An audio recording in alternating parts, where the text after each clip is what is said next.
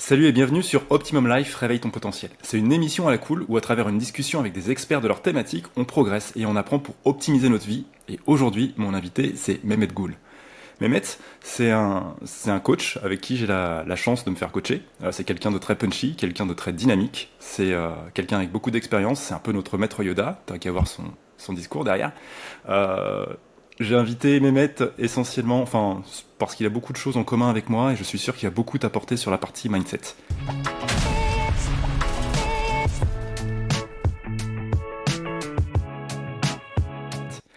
Donc Mehmet, bonjour, bienvenue. Salut Mathieu, merci pour l'invitation et très heureux d'être là avec ta communauté. Et pour la petite rectification, c'est Mehmet Gull. Pardon, excuse-moi. Oh la honte. Y a pas de souci. Tout le monde fait l'erreur, je sais pas pourquoi, tout le monde met des ou à cette partie-là, mais c'est ok, pas de souci. Ouais, bah c'est pas ok pour moi, j'ai un peu honte, c'est une super introduction. Donc je vous présente Mehmet Gull. Mehmet, Pas de souci, t'inquiète. qu'est-ce que tu as envie de compléter sur ta présentation? Bah écoute, la présentation était top, donc qu'est-ce que je peux dire d'autre? J'ai un parcours plutôt axé management et j'ai plus de 20 ans de management derrière moi, donc j'ai travaillé dans des grands groupes du CAC 40 qui m'ont permis d'obtenir une expérience vraiment, comment dire, très poussée sur tous les aspects de l'accompagnement de l'humain. Et au bout de 20 ans, pardon, au bout de 20 ans, j'ai pris un tournant en fait fin 2016 où j'étais complètement désaligné avec ce que je faisais et il fallait que je change et je suis passé du salariat à l'entrepreneuriat. Alors pas sans douleur parce que pour la petite histoire, j'ai eu un gros problème de santé fin 2016, ce qui m'a presque coûté la vie. Et après ce chamboulement, j'ai dû complètement changer justement d'orientation puisque j'ai été licencié après être sorti de l'hôpital. Donc en fait, la vie m'a juste envoyé un message de change de trajectoire, fais ce qui est bon pour toi. Et aujourd'hui, je suis à mon compte et j'accompagne justement des infopreneurs à se transformer entre guillemets en CEO justement pour qu'ils puissent eux-mêmes développer leur entreprise et structurer l'entreprise qu'ils veulent faire grandir, puisque la structuration de la croissance se fait pour moi par la structuration interne. Hmm. Merci pour cette précision, je suis entièrement d'accord avec toi. Pour Mm. ta petite histoire, je sais plus où je l'avais entendu, mais j'avais été beaucoup touché. Je me demande si tu avais été chez Nicolas peut-être à en parler? Alors j'en ai parlé un peu partout et tu sais la backstory elle est sur ma chaîne YouTube donc facilement retrouvable et c'est un peu si tu veux c'est le parcours euh, quand tu arrives en fait à toucher le fond et que du fond, tu te dis là, il faut que je remonte. Et souvent, c'est quand tu arrives au fond que tu te mets en action. Et moi, j'ai attendu 20 ans avant de me mettre en action, c'est-à-dire de me mettre en action pour faire des choses qui étaient alignées avec qui je suis, avec ma personnalité, avec mes ambitions personnelles. Et j'ai passé 20 ans dans le salariat. Euh, J'étais pas totalement malheureux parce que j'ai fait beaucoup de choses. J'ai appris beaucoup de choses, mais la fin de ma carrière a été très douloureuse et m'a presque coûté la vie puisque je suis revenu de la mort justement des suites d'une hémorragie interne que j'ai eue à cause d'un ulcère que j'avais pas traité pendant plus de 3 ans, à cause justement du rythme de vie que j'avais dans le salariat puisque j'étais à des postes de cadre dirigeant. Et ça m'a presque coûté la vie puisque j'ai perdu connaissance 2 fois à l'hôpital et j'étais entre ici et ailleurs. Donc voilà, c'est un peu ça l'histoire de la backstory qu'il y a derrière. Et donc après ça, au bout de 15 jours, alors qu'il me fallait 6 mois de convalescence, je suis sorti de l'hôpital parce que j'étais directeur d'agence à l'époque et le téléphone continuait de sonner malgré que je sois à l'hôpital. Et donc là, il a fallu que je reprenne le travail plus vite que prévu. Et au bout de 15 jours, le patron m'a annoncé justement que l'entreprise allait mal, etc., qu'il fallait qu'on licencie du monde, à commencer par moi. Et en fait, quand il m'a dit ça, j'étais partagé entre waouh, finalement, ça me fait du bien de partir, et qu'est-ce qui va se passer après? Et c'est souvent en fait la peur de l'inconnu qui fait faire beaucoup beaucoup d'efforts, qui fait faire beaucoup beaucoup de comment dire de travail sur le travail qu'on fait en fait, en faire toujours toujours plus. Et on pense que compenser par le travail en travaillant plus dur, tu sais, avec cette fameuse croyance qu'il faut mériter son salaire, il faut mériter par l'effort, la sueur, la douleur, l'argent qu'on gagne. Bah en fait non, pendant cette période-là où je me suis recentré sur moi, il fallait que je sorte de toutes ces croyances-là et en fait, je me suis rendu compte que pendant plus de 20 ans, je m'étais raconté mais tout un tas d'histoires puisque quand tu commences une nouvelle vie comme ça, pour toutes les personnes, tu vois, qui passent du salariat à l'entrepreneuriat, tu te rends compte que les personnes que tu as dans ton entourage quand tu es salarié, quand j'étais directeur d'agence par exemple, étaient pour la plupart des amis de statut social. Alors je m'explique sur ce Mm. principe, c'est que les gens viennent à toi parce que tu as un statut social. Et j'étais le directeur. Donc quand j'arrivais quelque part, c'était oh monsieur le directeur est là, etc. Donc c'était assez fun et assez drôle pour moi à l'époque, parce que je prenais ça un peu, mon ego était content parce que j'étais reconnu, etc. Donc c'était très cool. Mais le jour où tout s'est effondré et qu'il a fallu que je reparte à zéro, les soi-disant meilleurs amis, les personnes qui gravitaient autour de moi, en fait, tout le monde a disparu. Et simplement parce que j'étais en train de me lancer dans un truc dont personne comprenait les tenants et les aboutissants. Donc je voulais simplement en fait accompagner et être dans l'accompagnement en fait de dirigeants. Donc et ça en fait c'était un truc qui me drivait depuis longtemps puisque je le faisais déjà en fait en entreprise. Et quand j'ai décidé de le faire à mon compte, grosso modo, toutes les personnes qui étaient là pour mon statut social, aux abonnés absents tout de suite après. Donc, si tu veux, c'est un peu je dirais, la conséquence ou la cause, ou grâce à ça, chacun l'interprétera comme il veut, c'est grâce à ça que aujourd'hui je fais ce que je fais parce que j'ai fait en fait de ma douleur principale qui était les croyances que je me racontais sur moi, la dévalorisation, le fait de travailler dur, de penser qu'il faut travailler dur pour obtenir des résultats. Toutes ces croyances où pendant des années je me suis sacrifié entre guillemets pour les autres, pour ma famille. C'est pour ça que ma santé m'a lâché à un moment, c'est que j'ai arrêté de m'occuper de moi. Et en fait, toutes ces croyances, j'ai dû les reprogrammer et je continue à travailler dessus parce qu'il y a encore des choses qui sont là et qui sont. Je me fais accompagner tout au long de l'année justement par des superviseurs pour ça. Euh, j'ai fait, si tu veux, de cette douleur principale euh, ma mission de vie. Et aujourd'hui, en fait, euh, je reprogramme, si tu veux, les croyances que les infopreneurs ont, parce que ma cible aujourd'hui, c'est vraiment les infopreneurs, les personnes qui travaillent par le web et qui construisent justement un business en ligne, mais d'une plus grosse taille et qui veulent aller plus loin dans la structuration. Et en fait, dans cet esprit-là, la plupart des gens que je rencontre, les infopreneurs, ils sont dans cette même démarche que j'ai eue, tu sais, de passer du salariat à l'entrepreneuriat et surtout de construire quelque chose qui est plus aligné avec eux. Mais pour ça, en fait, il y a besoin toujours de 3 étapes. La première, en fait, c'est de retravailler les croyances, de retravailler la manière dont tu te vois, dont tu te perçois et surtout dont tu te valorises et tu te reconnais. Et pour ça, on a en nous tout un tas de limitations mentales, émotionnelles et instinctives, ce qui fait que on est conditionné justement par ce formatage salarial et sociétal qui fait que on n'accède pas forcément à nos ressources, celles qui vont permettre justement de dépasser ces croyances.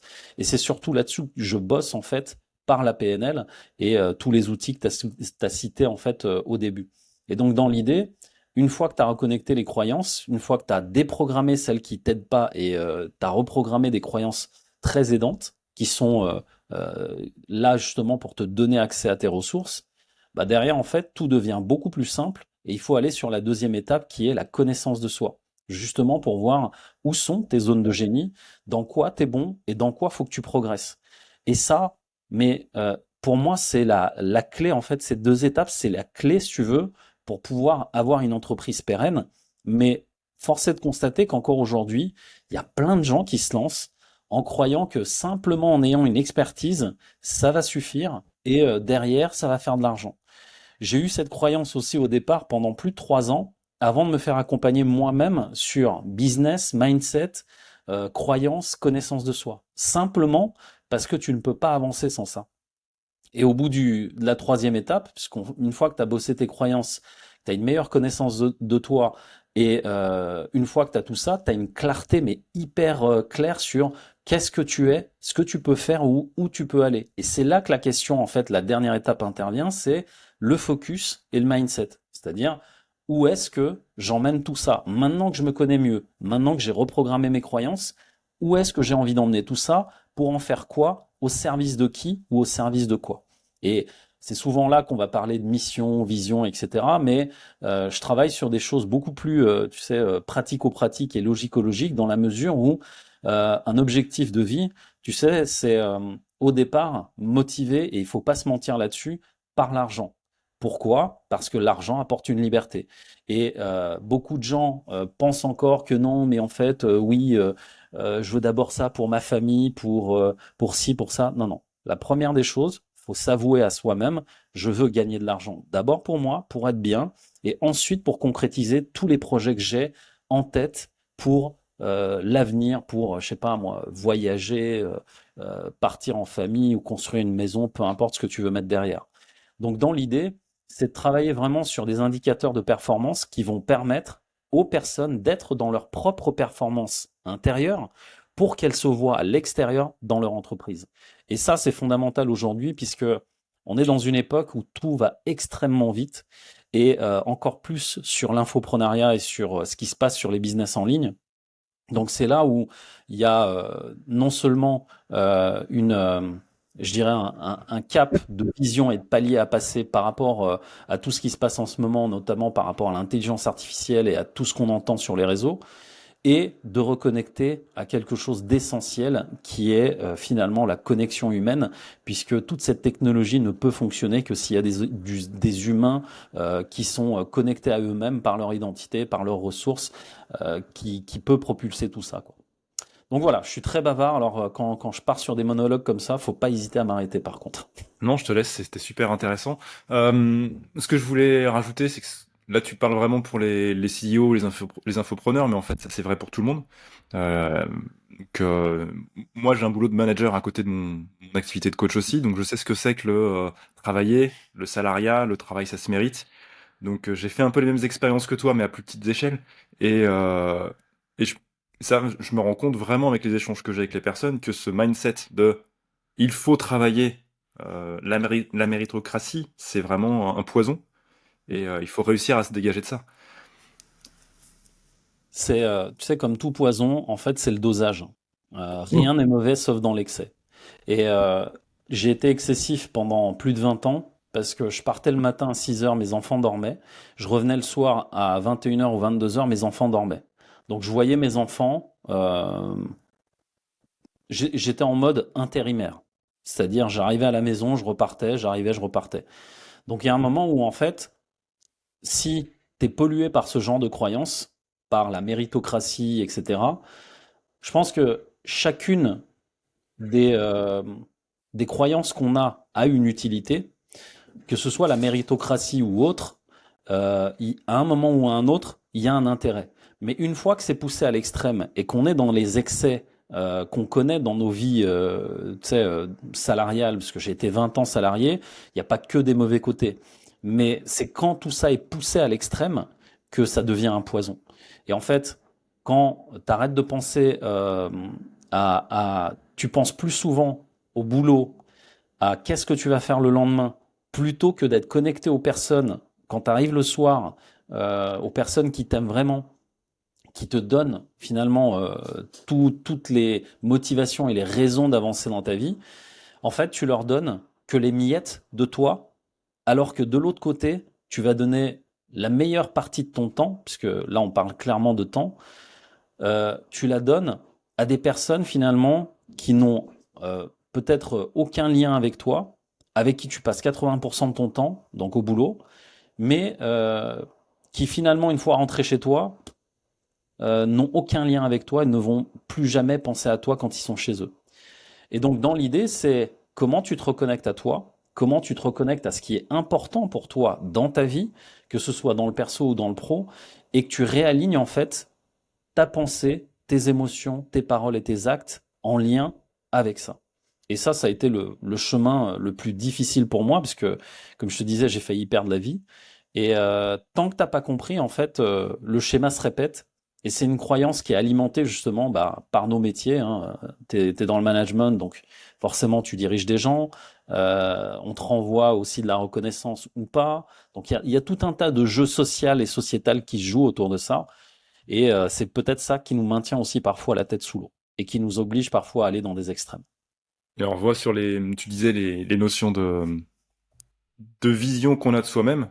En Mm. tant que manager, longtemps, je pensais qu'il fallait que je sois le premier arrivé de l'équipe, le dernier parti, toujours dispo, parce que Mm. ma vision, c'était un peu le super manager, Superman qui peut tout faire. Heureusement, j'ai pris conscience que c'est plus ça. Qu'il y a, qu'il y a du lâcher prise à avoir. Donc ça, c'est encore un travail à faire. Qu'il y a de la délégation à faire, de la motivation à faire. Parce que si t'es là tout le temps pour ton équipe, en fait, tu les infantilises. Ouais, totalement. Tu les autonomises pas en fait, Mm. tu les, euh, tu les rends dépendants de toi et en plus, c'est un peu comme avec les enfants, tu leur permets pas de vivre leur expérience et de toucher à leur carte du monde. En fait, chacun a des compétences et une vision du monde, mais si elle est filtrée, donc tu sais, c'est comme, je sais pas si tu as déjà utilisé Photoshop, on appelle ça des filtres. Tu sais, Mhm. tu mets un premier filtre, un deuxième filtre, un troisième filtre. C'est ce qui se passe dans les sociétés, en fait, en N+1, le N+2, etc., etc. Et cetera. Et en fait, pardon, le fait d'avoir plusieurs filtres comme ça, toi, tu arrives en fait avec tes propres filtres. La personne en face, on lui dit non, non, non. En fait, toi, tu es à un poste, mais tu dois pas travailler avec tes filtres à toi. Tu vas travailler avec les nôtres. Et N+1, N+2, N+3, etc., etc. Et plus ça monte, et plus il y a de filtres, et moins il y a de connexion finalement et au talent des personnes, et donc au potentiel latent qu'il y a en chacun de nous. Et à côté de ça, le fait d'avoir tous ces filtres, on va pas, comment dire, pouvoir laisser s'exprimer la carte du monde de l'autre parce que on a décidé que celle qui était N+1, N+2, peu importe, était plus intéressante ou plus importante. Et c'est souvent, et ça c'est une statistique que j'avais vue sur LinkedIn, c'est souvent à cause de ça qui est un facteur d'ambiance, c'est-à-dire le nombre de filtres et de paramètres qu'il y a au niveau relationnel social dans les entreprises.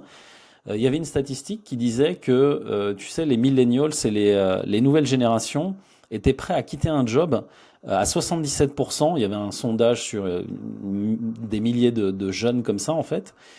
Et ce sondage disait 77% des jeunes sont prêts à quitter un travail si l'ambiance est mauvaise. Donc en fait, aujourd'hui, la nouvelle génération, elle s'en fout du salaire, elle s'en fout en fait de savoir ce qui se passe dans l'entreprise. Ce qu'ils veulent, c'est être bien dans l'entreprise. Et Ouais, il y a même, si l'ambiance est bonne, en fait, tu vois, si les managers, les N+1, etc. sont bons, en fait, ils restent et ils se donnent à fond, en fait. je suis d'accord. Je voulais compléter, pendant ma formation de coaching, j'avais vu un outil que tu connais peut-être, c'est la spirale dynamique. Hmm.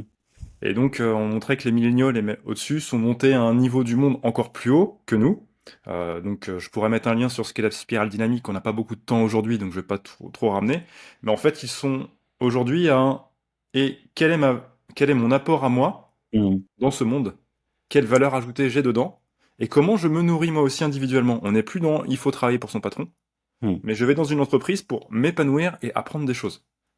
Et c'est hyper important de prendre conscience de ça, de savoir, eux, ils sont alignés avec ça. Hmm. Et donc, ils partiront. Donc, on sait que maintenant, de toute façon, les gens, sauf si tu leur permets de s'inspirer, leur permets d'apprendre, leur permets de contribuer, ils vont se barrer. Et ça vient nourrir, tu vois, un besoin psychologique de base, finalement. C'est le besoin de reconnaissance et surtout, tu sais, dans la pyramide de Maslow, le besoin d'accomplissement.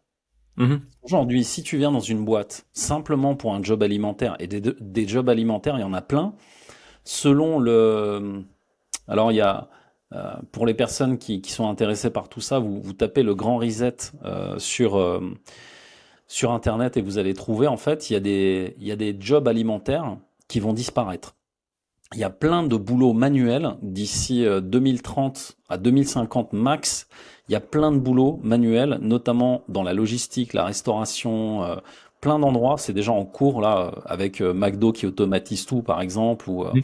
plein de restaurants en fait qui sont en train de changer justement le format comment dire, de service.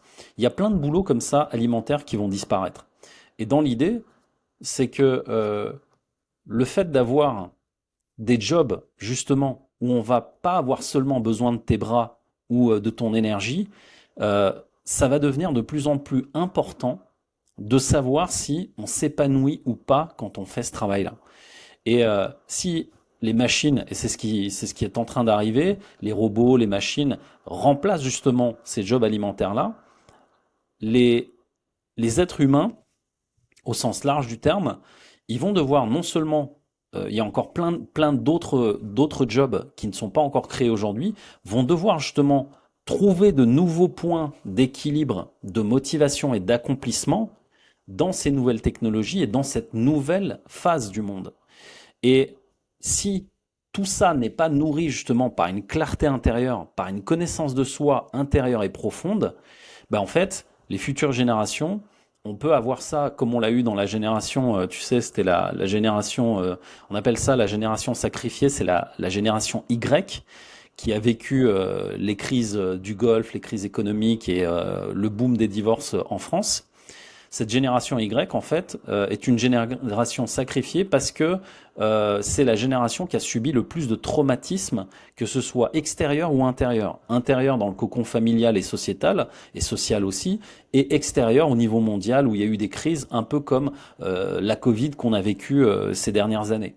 Et Hmm. donc, dans l'idée, si tu veux, si on n'arrive pas à trouver nous-mêmes des solutions pour se reconnecter à qu'est-ce que je veux, qui je suis, qu'est-ce que j'ai envie de faire, se reconnecter simplement à soi passe justement par cette quête intérieure. Mais pourquoi? Pour aller structurer l'extérieur. Et beaucoup de gens encore font l'erreur de croire que bah, il suffit de lancer un truc, de prendre un business quelconque, de se lancer, de se dire bon, on verra. Et il y en a plein qui le font, je le fais. C'est ce qu'on avait vécu, tu sais, dans les bulles de crypto, dans les bulles Mhm. quand il y a des coups à faire, en fait, il y a plein de gens qui sont dans ce mood-là, et on voit bien que sur le long terme, en fait, ces gens-là disparaissent, leur business avec eux, et c'est pas ça qui finalement nourrit de l'intérieur pour la suite. Parce que même si on veut gagner de l'argent, ce besoin psychologique d'accomplissement, il va tout le temps nous trigger de l'intérieur parce que euh, on veut on est nous-mêmes dans une évolution perpétuelle et on veut le changement. Et le changement est déjà en nous. On est un peu comme la nature, tu vois. On est en perpétuelle évolution intérieure. Et tant qu'on n'a pas compris justement qu'il faut justement nourrir ça et amener je dirais des, des visions différentes en nous, en lien avec qui on est, comment on voit les choses, bah, c'est ça qui va permettre de construire ce qu'on veut en fait et de gagner ce fameux argent par le business ou par peu importe le moyen qu'on utilise, le véhicule entrepreneurial ou entreprise ou salarial qu'on utilise. Mais l'identité et la connaissance de soi sont la clé pour ça. C'est intéressant, là, tu as ramené la notion de saison et ça me fait penser à un autre truc qu'on m'a partagé il y a quelques mois qui m'a vraiment beaucoup aidé. J'étais pas loin de me cramer. Quelqu'un qui fait beaucoup de choses. J'adore contribuer. Tu vois, commence à me connaître un peu. Et j'étais à relancer un truc et à avancer. Alors je suis très Pareto, donc 80-20, les 20% qui me permettent de faire plein de choses. Et Hmm, apprendre un nouvel outil. hmm, Et au bout d'un moment, on m'a dit, hop, hop, hop, Mathieu, la vie, c'est comme la Terre, en fait, il y a des saisons. ouais, Il y a un moment, l'hiver, c'est recouvert de neige. Pourquoi? Pour se reposer. Donc en fait, il y a un moment pour faire, il y a un moment pour apprendre, il y a un moment pour juste profiter, et il y a un moment pour se ressourcer. hmm, Et je sais pas si ça te parle, mais moi ça m'a fait un tilt, et je me suis dit, bah ouais, si la nature a besoin de faire ça, c'est normal aussi, je suis pas une moins bonne personne. hmm, Si je prends du temps pour moi, si je prends du temps pour lever la tête pour mieux me connaître, et repasser à l'action de plus belle plus tard. hmm. Et moi j'appelle ça la loi de la volonté. En fait, notre volonté, on parle souvent de motivation, mais la motivation, en fait, c'est pas le cœur du sujet. Pour avoir de la motivation, il faut de la volonté. La motivation ne se crée pas sans volonté d'y aller. Et en fait, la loi de la volonté, elle est sur les 4 cycles que tu viens de citer. L'hiver, la volonté qu'on a, elle est régie par le soleil et l'énergie qu'on a en fait est régie par ça. Et notre volonté, elle est amoindrie. Donc on appelle l'hiver la période de démotivation. En fait, cette partie-là de notre, on va quadriller ça par les 4 saisons, par les trimestres en fait. La deuxième partie, ça va être l'automne, où là en fait, on est toujours dans la démotivation, mais tu sais, c'est un état de latence où on n'est pas encore remotivé. Donc Mhm. là, en fait, si tu veux, on est entre la latence et la démotivation. Ensuite arrive le printemps, où là, on commence à se remotiver. Et la volonté sur la première étape de l'hiver, elle est en dessous de zéro. L'automne, elle remonte à peu près à zéro. Et au printemps, la volonté commence à dépasser le zéro et va bien au-dessus de zéro. Et à partir de l'été, dans cette période justement qui est quand même réénergisante à tout niveau, le soleil est là, on a plus envie, même les fruits et les légumes qu'on consomme sont beaucoup plus riches en eau et en minéraux, donc on va avoir une consommation de fruits et légumes beaucoup plus importante. Enfin, tous ces paramètres font que notre volonté augmente drastiquement l'été et ce niveau de volonté, en fait, il est pareil, régi par les cycles circadiens que tu dois forcément connaître tout au long d'une journée. Et cette volonté, elle est hyper puissante l'été et surtout le matin. Et donc ça, tout au long de l'année, le matin, à partir de 6 heures jusqu'à midi, cette volonté, c'est là où tu construis ton business, ton avenir et tout ce que tu fais en fait au niveau entrepreneurial ou salarial. Et c'est dans ces moments-là que tu as le meilleur de toi en fait. Donc dans ces moments-là, et ça c'est une recommandation que j'ai donnée, tu vois, hier, on en parlait dans un live avec Jérémy, avec les deux autres potes. L'idée, en fait, c'est que le matin et le fait justement d'utiliser cette énergie pour construire ton business et utiliser cette énergie-là pour aller faire ce qui est important pour toi, c'est cette partie de la journée qui va te permettre d'y arriver et de sortir justement euh, les meilleurs et comment dire les meilleures idées et les meilleurs concepts pour pouvoir utiliser ça dans ton business. Et la plupart du temps, on va se cramer justement, comme tu disais, à faire ça en non-stop sur toute une journée et à faire ça en fait tout au long de l'année. Et la recommandation que j'ai fait hier durant le live, c'est quand vous avez une année complète à courir comme ça dans tous les sens, on vous dit souvent, on arrive à fin décembre, faites le bilan de l'année fin décembre. Moi, quand on me dit ça, c'est le pire conseil qu'on puisse donner à des entrepreneurs ou à des gens qui sont dans le salariat ou peu importe où ils sont. Le pire conseil qu'on peut leur donner, c'est de faire un bilan à la fin de l'année, c'est-à-dire au 31 décembre. Tu as passé une année où tu as couru dans tous les sens et pour peu que justement tu bosses beaucoup, c'est la période de l'année où tu es le plus claqué physiquement. Mhm. Et mentalement aussi, puisque c'est la période de l'hiver et c'est dans cette période où ta volonté est la plus basse. Tu as, comme on peut le dire, un peu comme les chevaux, tu as des œillères parce que la fatigue mentale, émotionnelle que tu as traversée pendant un an, elle vient en fait pendant les vacances, tu sais, les fameuses vacances de Noël où on se retrouve en famille. Mais même se retrouver en famille, c'est pas des vraies vacances. Tu lâches pas prise, tu es en famille, tu parles, tu fais des choses. Donc tu te reposes presque pas en fait. Et c'est là où on te dit, où tu vois sur les réseaux sociaux, tous les gourous, les machins qui te disent oui, faites le bilan. Alors c'est quoi ton bilan et c'est quoi ton projet, donc ton plan pour l'année d'après? Mais ça c'est du gros bullshit. C'est de la merde. Pourquoi?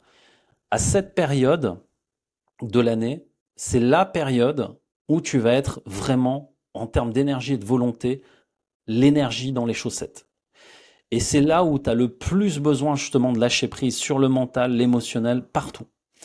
Cette période-là, il faut la traverser en ayant simplement une idée en tête, c'est que oui, il y a une nouvelle année qui commence, c'est clair, mais en gardant en tête que l'objectif, c'est-à-dire que tu te fixes sur ton business plan, sur tes chiffres, etc., tu vas le réviser uniquement l'été.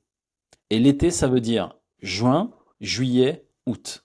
ou parfois juillet, août, septembre. Ça dépend de la saisonnalité, vu qu'on a bousillé aussi le climat. L'été, le soleil arrive plus tôt ou plus tard, ça dépend.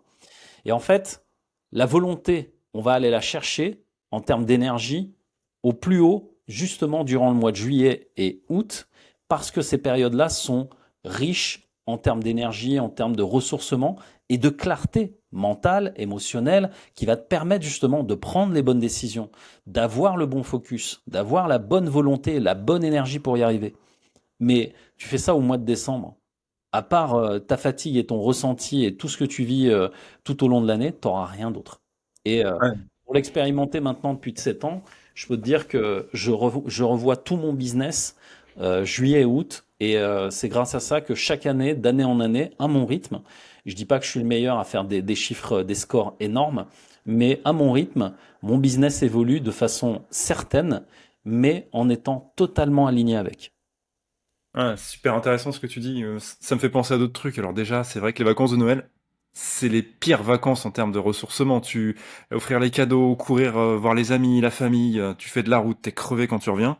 Des Et on en repas revient aussi. interminables, des repas interminables et qu'il faut digérer aussi. Oh là là, ouais, L'alcool, la bouffe, le chocolat. exactement. Et il y a aussi cette croyance de, tu viens de le dire, je commence une nouvelle année. Mais en fait, c'est ma même vie, c'est ma même énergie. Demain, le 1er janvier, c'est pas un reset en fait. Hein. Je suis pas dans un nouveau level, j'ai pas tout récupéré, j'ai le même niveau d'énergie aussi bas. Et ça me fait penser, j'ai fait une publication cette semaine, mais c'était un peu autour de ça. euh, les gens qui attendent le week-end impatiemment, Oh, ou le comme un lundi.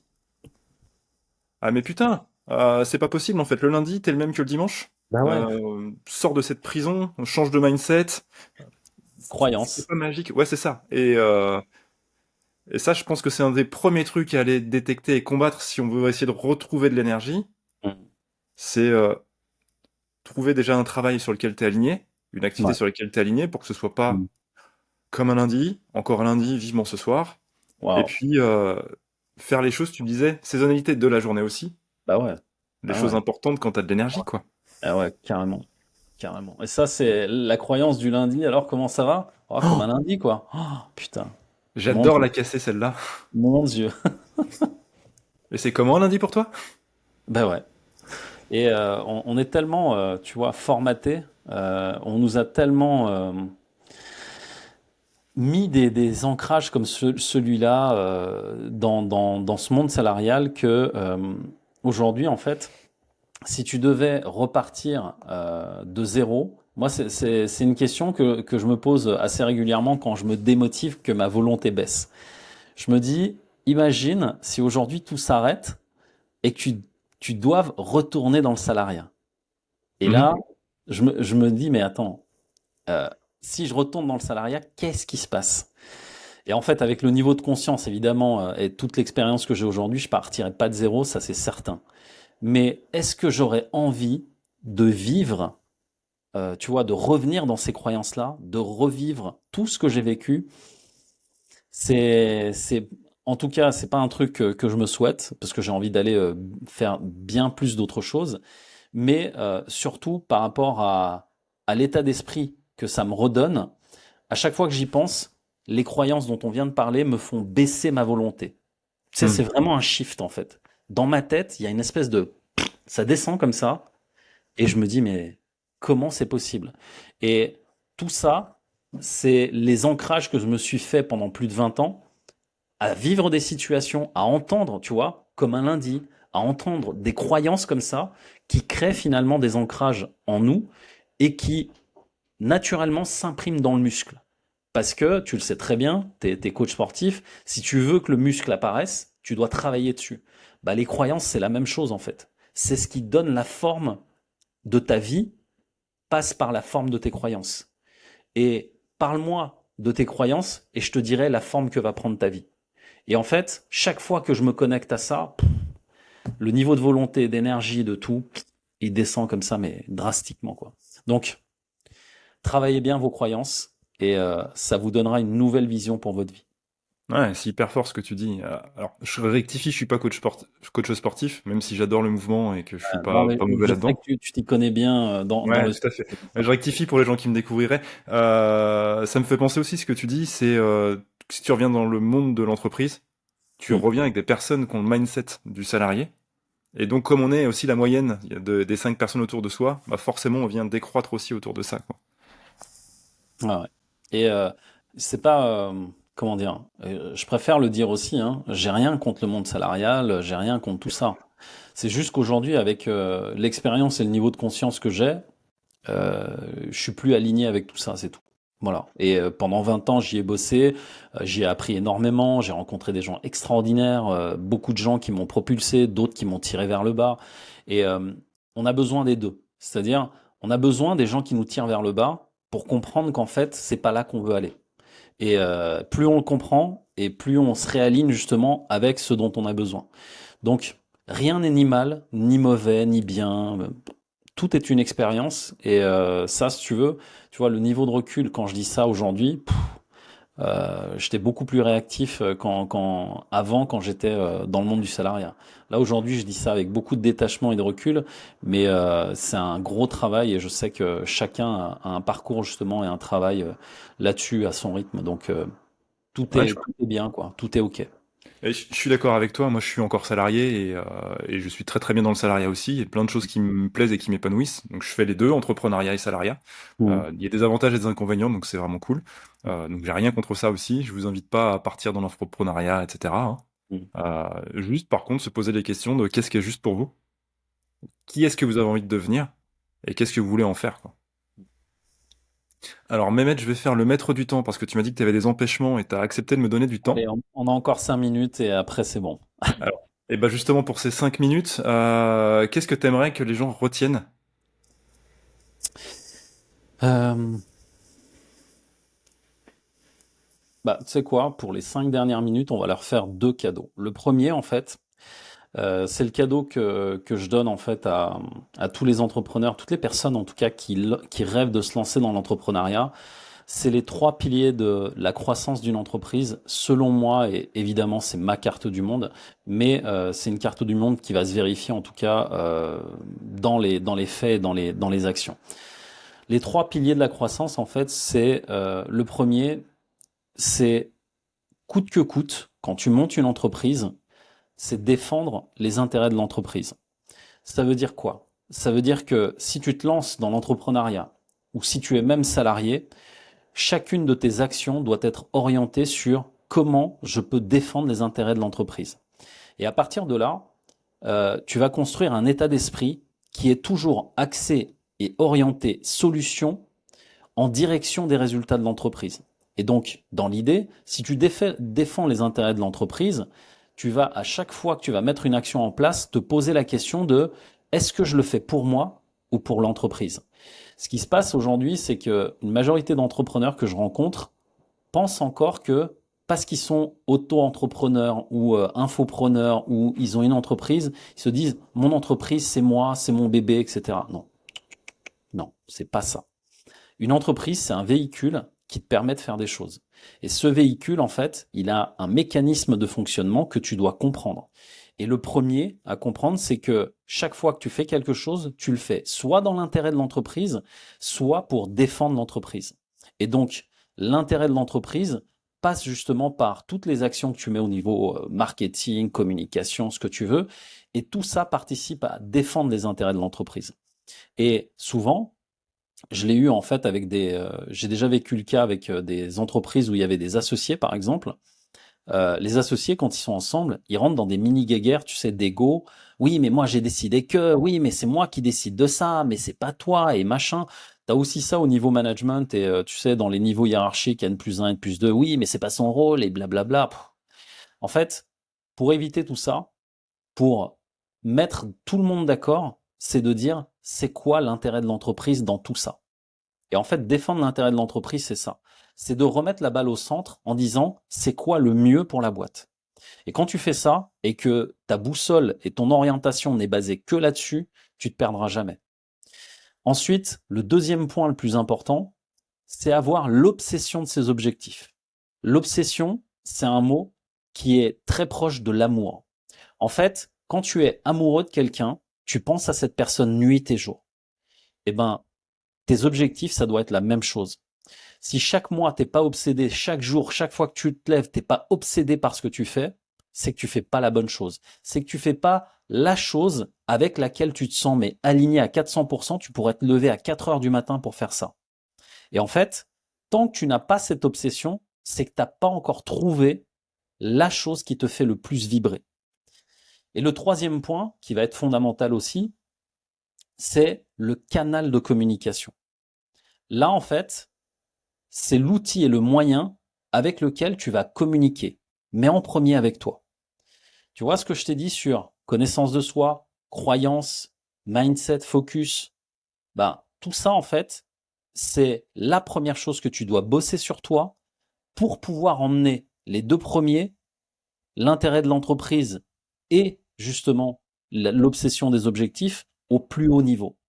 D'abord, mieux te connaître, mieux communiquer avec toi pour ensuite utiliser le bon canal de communication avec tes clients, avec tes prospects, avec tes salariés, avec tes collaborateurs, avec ton entourage, ta femme, tes enfants. Et tant que tu n'as pas en fait travaillé sur ce dernier point, tout le reste peut partir en vrille. Et ces trois sont indissociables et ils agissent les uns sur les autres.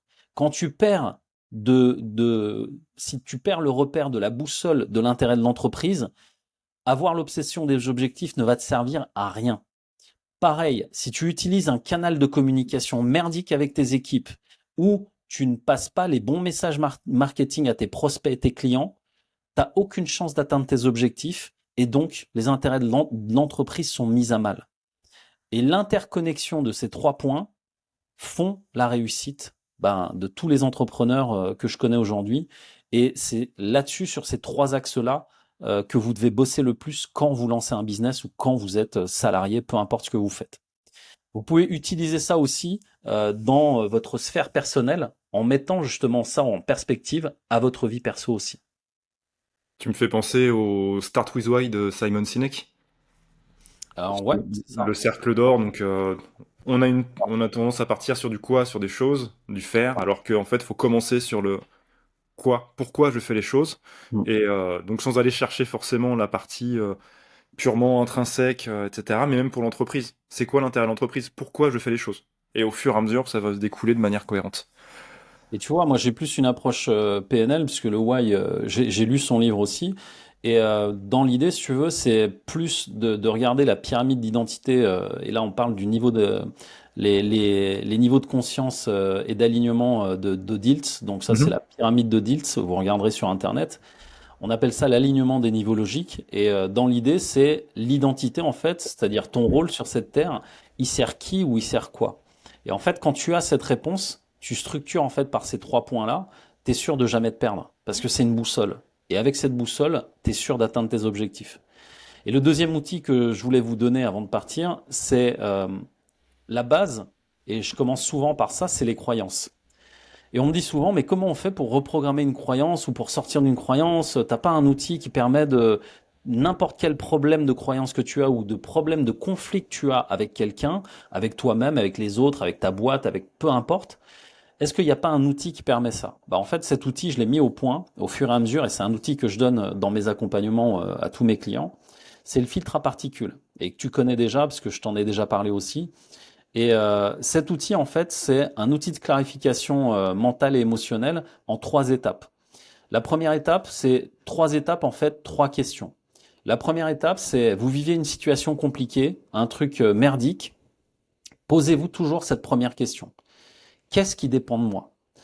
Dans le problème qu'on a en fait dans une situation ou un contexte, le problème est souvent émotionnel parce qu'on prend nos décisions par la partie, tu le sais, reptilienne de notre cerveau, la partie arrière. Et l'idée, c'est que chaque fois qu'on est dans le reptilien, on est dans les réactions archétypales. Soit on combat, soit on fuit, soit on se fiche par la peur. Donc, il y a un centre émotionnel, l'amygdale qui gère ça, le système d'activation réticulaire. Bref, c'est les trucs techniques pour dire on est drivé par nos émotions. Et l'idée, c'est que tant que vous êtes drivé par vos émotions, vous n'avez aucune clarté sur qu'est-ce qui dépend de vous. Et pour pouvoir revenir justement à quelque chose de plus simple, plus mental, analytique, cette question permet justement de remettre les responsabilités au bon endroit. Imaginons, dans un contexte entreprise, ton manager direct te demande de faire une tâche avec laquelle tu n'es pas d'accord.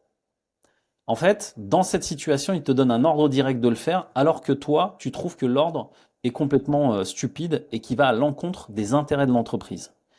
Bah, en fait, dans ce contexte-là, tu dois simplement regarder qu'est-ce qui dépend de toi et sur quoi tu peux agir, parler, réagir, c'est-à-dire émotionnellement savoir ce que tu veux en faire, et tout ce qui est sous ton contrôle que tu peux toi-même faire bouger les lignes par ce que tu vas pouvoir dire, faire, penser ou apporter, bah en fait c'est là-dessus que tu dois agir.